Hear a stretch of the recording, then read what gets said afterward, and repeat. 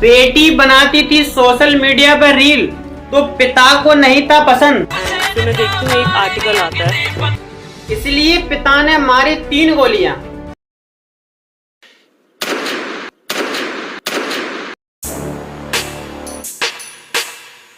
जिस बेटी ने पिता के हाथों में रखे थे मेडल, उसी हाथों से बेटी को मारी 3 गोलियां। नमस्कार दोस्तों, कहते हैं कि बाप बेटी का रिश्ता बड़ा अनोखा होता है। पिता बेटी के लिए अपनी जान तलक दे देता है, पर यहाँ तो उल्टा हुआ, पिता ने ही बेटी की जान ले ली।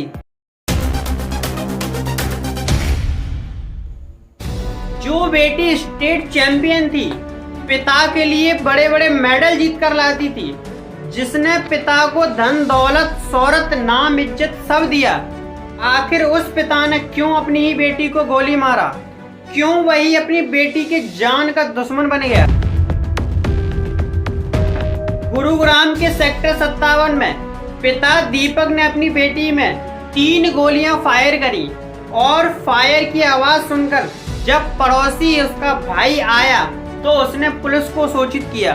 पुलिस ने पिता दीपक को गिरफ्तार कर लिया और जांच में अभी इतना पता चला है कि पिता पिछले 15 दिनों से नहीं सोया है और पिता ने अपना जुल्म कबूल कर लिया है।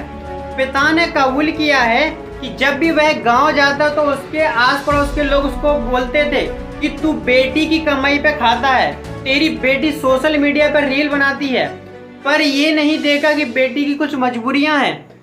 2 साल पहले राधिका एक मैच के दौरान चोटिल हो जाती है और फिर वह आगे मैच नहीं खेल पाती है, इसीलिए उसने अपने यहाँ एक एकेडमी स्टार्ट की और उस एकेडमी से उसका इनकम का सोर्स बनना चाहा। उसके साथ साथ वह सोशल मीडिया पर भी काम करती, रील्स बनाती, यानी कि वह सोशल मीडिया इन्फ्लुएंसर बनना चाहती थी, लेकिन पिता को ये सब पसंद नहीं था, इसीलिए पिता ने उस बेटी को 3 गोलियां मार दी।